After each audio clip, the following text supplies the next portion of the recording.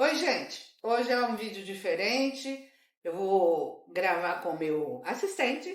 Eu sempre chamo ele de assistente, mas ele pode ser muitas outras coisas, inclusive um Exu. E, naquele modo que eu falei, né? Exu é um companheiro, é o cara guardião, é que ajuda a gente. Ricardo é tudo isso para mim. Porque assim, sem ele, cadê canal, né? Então, hoje nós vamos falar de um assunto muito difícil para mim, porque eu não sou uma espírita. E eu vou falar de espiritismo e o Ricardo vai me ajudar. Pessoal, meu nome é Mônica. Seja muito bem-vindo ao meu canal. Eu falo de autismo. Se você gostar desse assunto, tiver interesse, comente, dê like, se inscreva. E como eu já falei que vou falar com o Ricardo, vou pedir para ele se apresentar um pouquinho também, por que ele está aqui hoje, né? Porque normalmente eu falo sozinha, viu, gente? Porque não cabe muita gente na minha gravação, não, porque eu falo por 30. Então, pessoal, eu sou normalmente o cameraman e eu edito os vídeos da Mônica, né?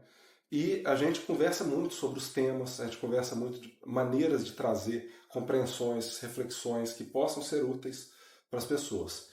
E uma coisa nas nossas conversas, assim, que sempre surge de forma esparsa, mas que a gente vê que tem uma relevância muito grande, é a visão espiritual em torno do porquê que existe o autismo, por que isso acontece, né?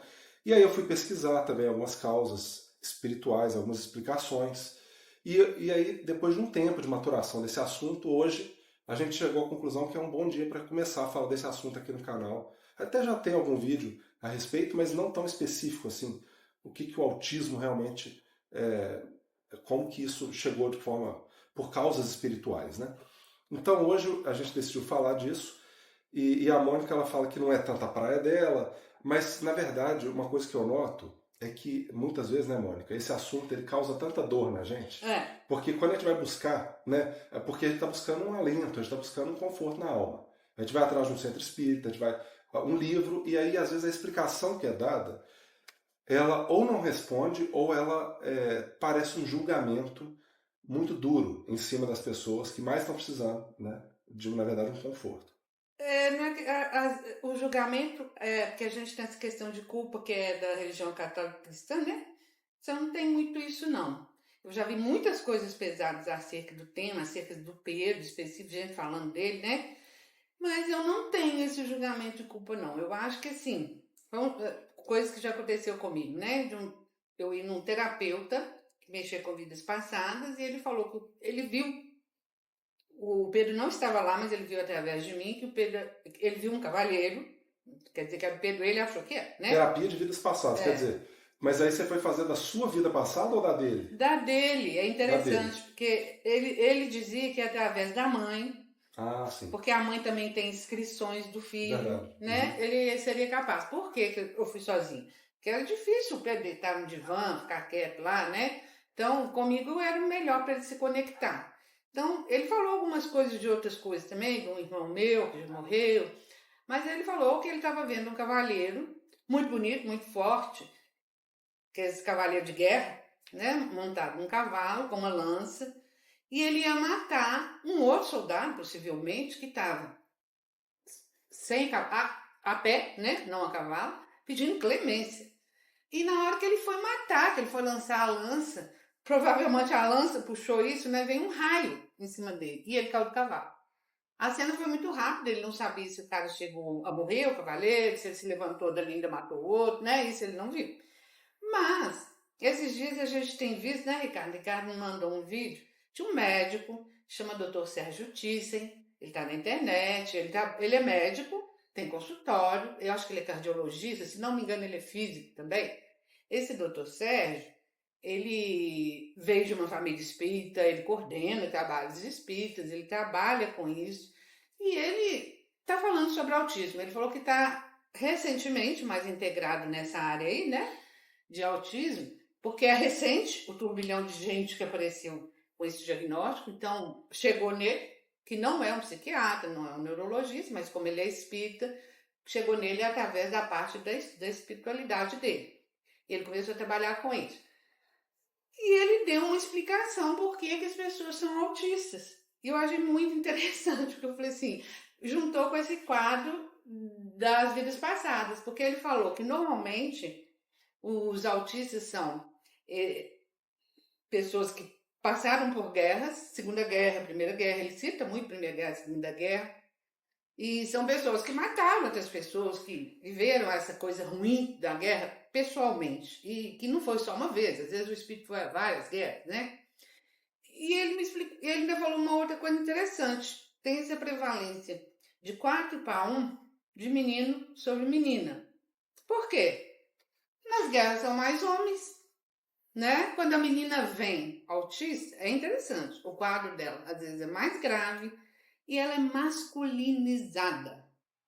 Poderia se supor, né? Pelas coisas que os espíritas falam, que ela já foi homem, já foi cavaleiro, já esteve em guerra como homem e veio por uma escolha, né? Pessoal ou de outros espíritos, num corpo de mulher. Veio nessa vida vestida de uma outra forma.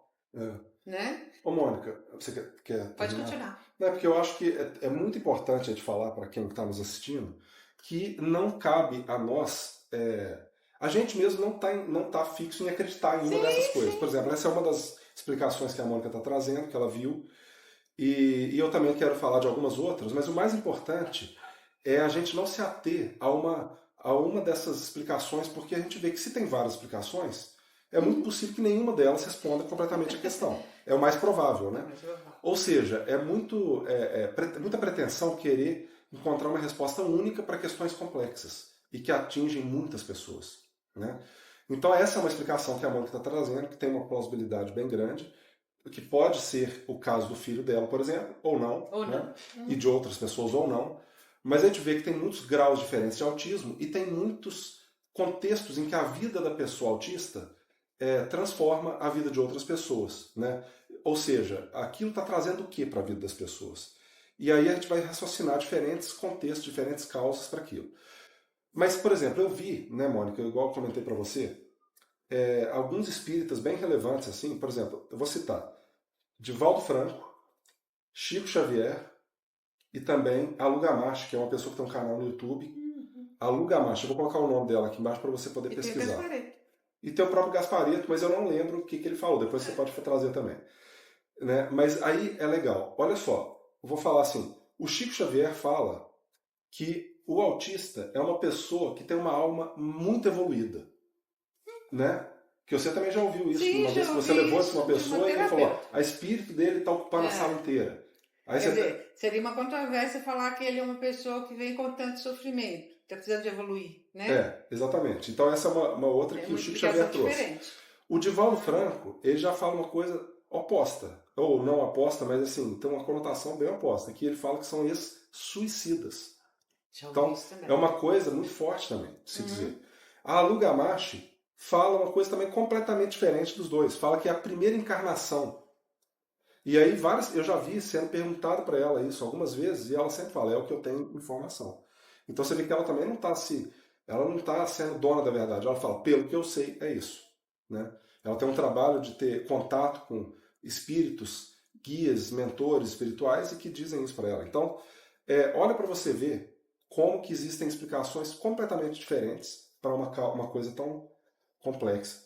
Que nem na materialidade nós temos ainda todas as explicações, né, para entender o que é o autismo. Não temos nenhuma. Né? Não tem remédio para o autismo. Né? A gente só tem... Exatamente. Porque até doenças, vamos dizer, muito mais conhecidas, né? Você muitas vezes não sabe a causa, né? Muito menos ainda o autismo, que nem remédio tem.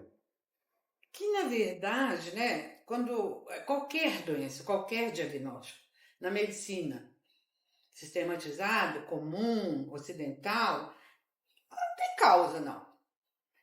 O fígado está doente, o fígado está inchado. Aí eu tenho um remédio, que é bom para desinchar fígado, que normalmente vai comprometer o rim, aí depois você vai ter que ir no nefrologista, que é assim que anda a medicina nossa, né? Mas eles não sabem por que seu fígado está inchado. Tem suposições. Se você bebe, se você fuma, come muita dura, muita porcaria, está dirigindo para esse lado aí. Mas e se você não faz nada disso? Que eu conheço muita gente. Meu companheiro, por exemplo, morreu de câncer no pulmão. Ele ficou no hospital, aqui não lembro o bairro, mas ele ficou no hospital lá 2 meses até morrer. E tinha um monte de casos lá iguais o dele. câncer de pulmão, do mesmo nome que os médicos lá davam, que eu não tenho, lembro, um nome muito complexo. Mas eu vi, por exemplo, meu companheiro, né, que eu acho que ele é meu companheiro até hoje, ele fumava. Então eles falavam, porque ele fumava muito. Mas eu vi gente com o mesmo câncer lá, rapazes, adolescentes, que nunca fumaram. Que a mãe não fumava em casa, que o pai não fumava, porque não era de uma família de fumantes. Então, assim, a explicação às vezes ela serve, mas ela não é 100%. Eu, por exemplo, às vezes eu converso muito com o Ricardo sobre essa questão do espiritismo, eu já li milhares de livros de romance espírita, já li o Evangelho segundo o Espiritismo, já fui em centro. E o pessoal fala, Mônica, você é espírita, você acredita nessas coisas? A minha resposta é só uma, não desacredito. Eu acho muito interessante tudo que eles falam, mas eles também nunca me deram uma resposta fechada. Mas a medicina, a nossa, também nunca me deu. Hoje, a medicina evoluiu muito, aí a gente está vendo os testes genéticos, tem resposta genética, tem resposta dos ômegas, né, dos ácidos graxos, neuronais, tem o cérebro inchado, que esses dias eu tomei paridade com esse assunto aí, que eu nunca tinha pensado nisso, mas o meu irmão, que é psiquiatra, até comentou isso comigo. Os autistas costumam ter o cérebro inchado, comprometimento temporal do lobo. Então, tem muitas coisas que já estão, né, evidenciadas por estudos, mas por que essas pessoas vêm com isso, né? E por que um vem mais, outro vem menos? Uma outra coisa que eu vi num outro canal de um espírita aí, que eu não guardei o nome, mas está na internet, ele explicando essa questão que o Ricardo falou. Fulano falou que é um espírito evoluído, demais. Autistas nível 1. Eu vi uma pessoa falando isso, diferenciando que o autista de nível 1, ele é capaz de vir autista para ajudar o nosso entendimento sobre autistas. E ele geralmente é um gênio da música, é um cara que aparece. Ou de outras áreas, né? Não necessariamente da música. Da música, da ciência. Conheço um que tem um livro que é O Brilhante, que ele é físico, é um caso verdade, né? Então, essas coisas já vão encaixando. Vamos supor, o autista de nível 3, né, o muito severo, ele é tão autista quanto o de nível 1 em termos de sintomas. Só que os sintomas do de nível 1 são muito mais brandos e ele consegue mostrar pra gente. Muitas vezes eu me vejo procurando falas de autistas de nível 1, talvez eu nem nunca tenha conversado com o Ricardo, que isso é muito específico meu, para entender o que o Pedro Ivo, meu filho, faz. Porque assim, quando o autista de nível 1 me conta como que ele é, eu vejo isso no Pedro, sem ele falar, ele sendo muito severo. Então, assim, eles me ajudam. Né? Eu já vi, essa coisa já aconteceu comigo. Então, essa coisa deles serem um espírito mais elevado, e o severo ser um espírito que traz muito sofrimento, precisa de cura, de apoio, de ajuda, encaixa nessa explicação aí. E o moderado está ali, no meio do caminho. Exatamente. Agora, Mônica, eu vejo também, aí eu acho que a gente tem que entrar numa questão que eu acho que é onde está a solução. Porque trazer o problema, muitas vezes é de onde a gente parte com a pergunta. Qual que é a causa? Por que comigo? Por que aconteceu? Agora, o que eu faço com isso é onde realmente eu acho que o Espiritismo tem respostas muito claras.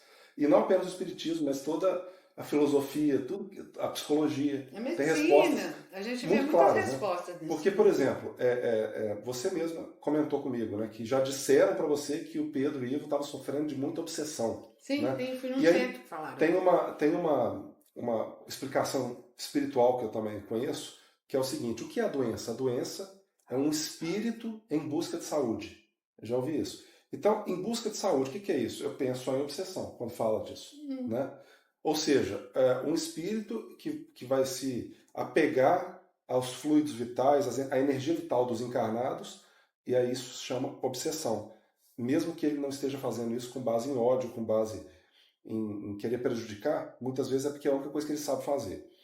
Mas o que isso tem a ver com a nossa conversa? Né? Realmente com a cura, talvez. Porque muitas vezes o que interessa nas dificuldades da vida é a gente se fazer aquela perguntinha: o que isso tem para me ensinar? O que isso está me ensinando? Né? Então, por exemplo, no caso da Mônica, eu vejo que ela já veio com uma capacidade bem crescida de poder até ensinar isso, mas com certeza também aprendeu muito ao longo dessa caminhada, né? Que é o amor, né? Vem ensinar o amor, porque são pessoas, o autista, né, que vem sem muitas vezes poder dar a contrapartida. Você tem que entregar É, mais do que ele é capaz de te entregar. a verdade é que a gente passa por vários estágios da vida quando tem um filho autista, né? O Pedro já tem 38 anos, então eu passei por vários. O primeiro é puta merda, palavra é um palavrão mesmo. Pra que sem ver e cai na minha cabeça? Quando você tem um diagnóstico, quando você vê aquele menino antes do diagnóstico, menino que funciona, faz xixi para todo lado, totalmente chora o tempo todo. Então, a primeira pergunta é, mas o que que eu sou uma pessoa muito positiva. Eu pensei isso e falei assim, bom, por quê, né? Então você vai procurar o porquê. Já que é assim, você está perguntando, então você vai lá caçar. Aí eu fui em médico, fui em psicólogo, levei o Pedro para todo lado, fomos em centro espírita, já fomos em centro espírita daqueles que opera, que não foi legal. Já procurei sozinha, terapias de vidas passadas, li tudo sobre o espiritismo, li a Bíblia, que eu já tinha lido mais ou menos. Eu procurei a religião também, porque assim, uma coisa que para mim é claro, são as palavras. Eu trabalho muito com palavras, gosto muito. O que é você estar com autismo?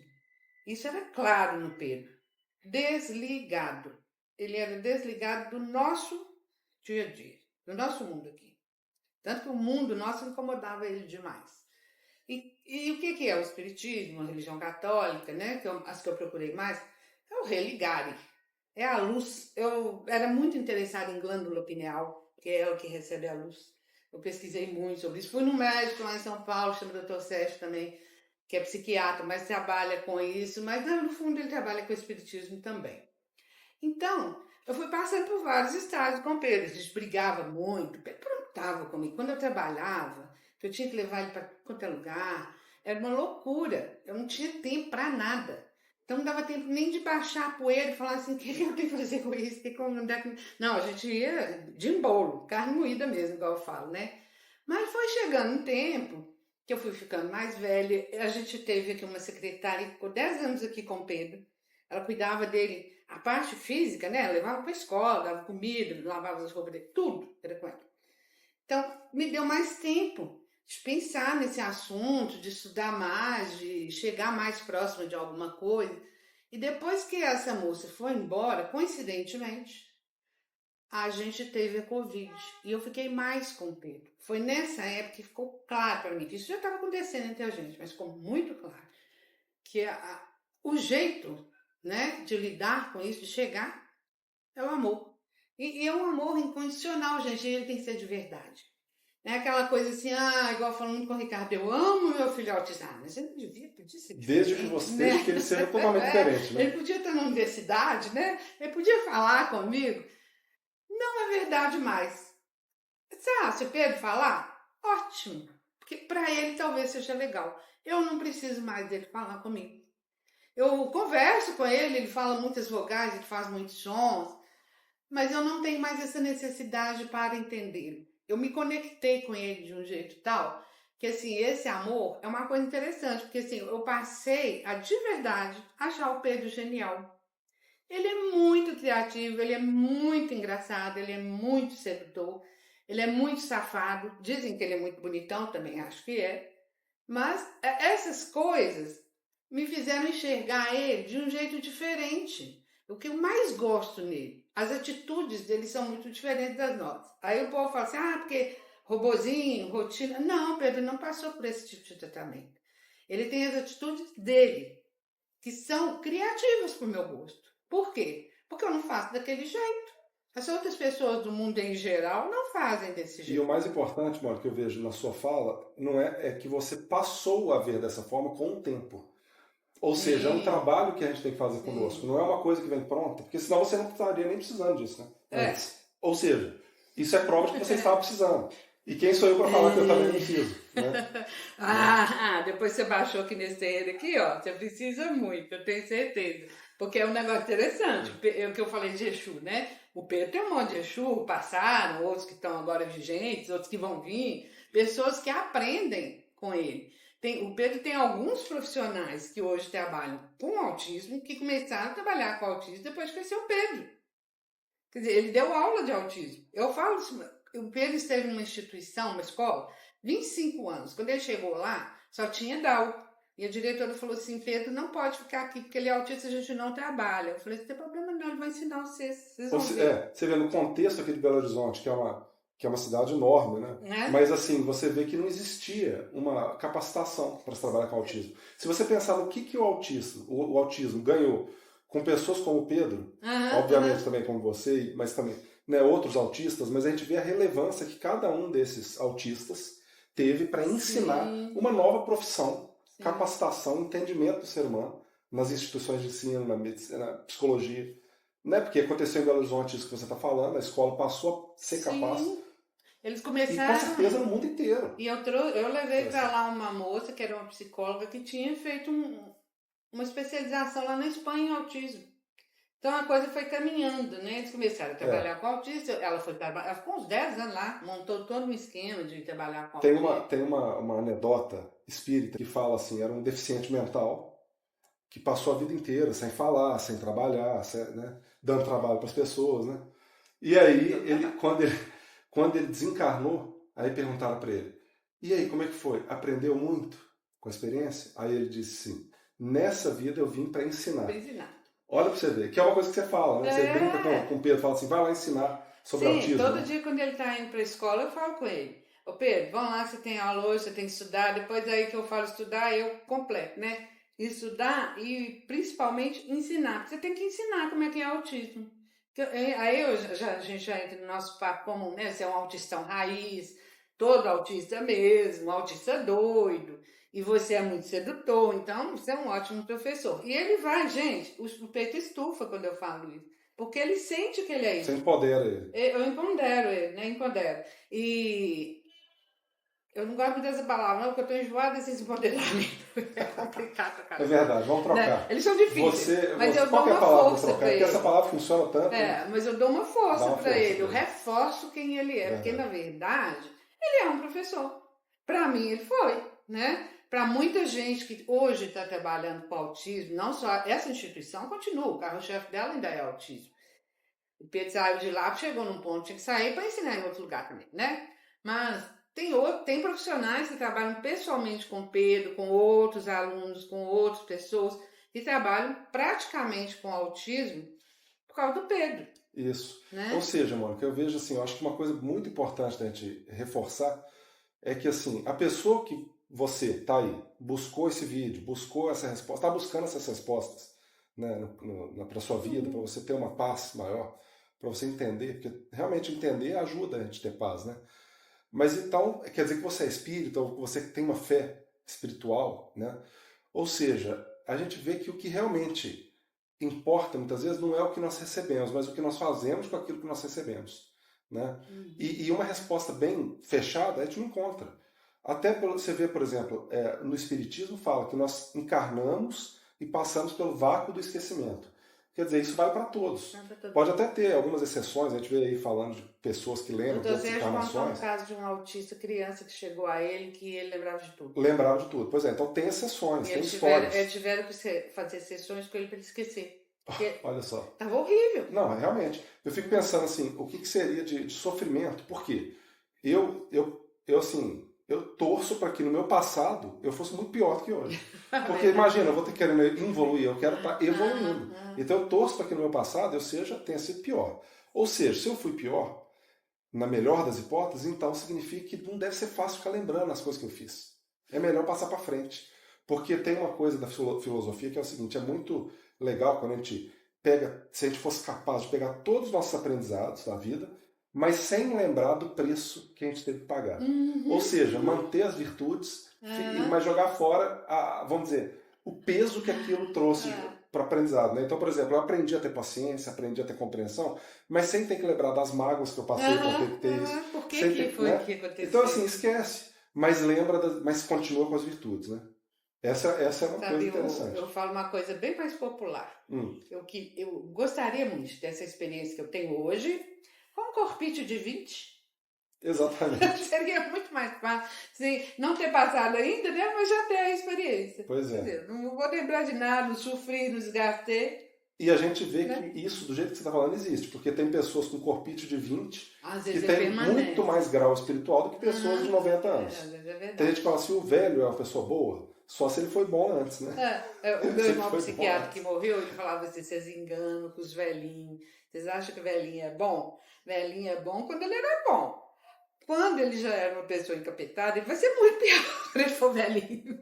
Exatamente. Então não é Ele falava muito a isso, idade do corpo, né, que né? diz. É verdade. E também muitas vezes isso leva a gente a voltar. Não é porque a pessoa é deficiente mental, mesmo, que tem uma incapacidade, que ela também não tem grau espiritual. Sim. Que ela não tem algo para nos ensinar. Quer dizer, se tem pessoas, como Chico Xavier falando, que ele é um espírito mais evoluído, então podemos pelo menos ter a possibilidade de acreditar que aquele ser veio nos ensinar alguma coisa. Com certeza. Né? Isso é fato, que a gente pode sempre aprender com as dificuldades. Né? Uma coisa interessante que eu sempre me coloco nesse lugar, né? Eu acredito, eu não acredito, tem dificuldade esse mundo espiritual, do jeito que os espíritas convictos falam, para mim é muito complexo. Mas uma coisa que eu acho que a gente não pode tirar daí é que o espiritismo fala demais de amor, de socorrer o próximo, de cuidar do próximo, de rezar, de orar. Porque eu tinha um companheiro, meu companheiro, né, o que morreu de câncer, ele falava assim, o negócio de ficar rezando não, a gente tem que fazer. Ele era espírita. Ele falou, o negócio não é ficar rezando. Mas a oração é em prol de outras pessoas, né? Igual, eu ouvi o Dr. Sérgio falando que eles começaram a rezar agora por causa dessas duas guerras lá, do Irã e de Israel, Ucrânia e Rússia, né? Eles estão sempre orando, fazem grupos específicos, não esquecendo nunca dos autistas, que parece que ele está trabalhando muito com autismo. Mas assim, eu achei muito interessante, porque assim, o que é você orar por uma pessoa? E não dá para você ir lá para a guerra, tentar matar todos os dois lá para acabar com a guerra, né? Você chega lá, você de palitinho, né? Extermina que esses caras todos estão brigando uns e outros, né? Acaba com a guerra. Não dá pra gente fazer isso, porque tem hora que dá vontade. Tem hora que eu falo, gente, tanta imbecilidade que dá vontade de ser. Acabou. Tem um milagre, né? Mas não dá. Então a gente reza para, por exemplo, né? A gente que está morrendo na guerra desencarnando melhor um pouco, para os parentes que ficam, para eles entrar na cabeça deles que isso lá não tá legal, tem que fazer um acordo, acabar com isso. Sendo que a gente sabe que não acaba. Isso aí eu concordo com o doutor Sérgio. A coisa não acaba quando tem um tratado, porque a parte da energia que gerou aquela mortandade toda, aquele ódio todo, isso tá aqui.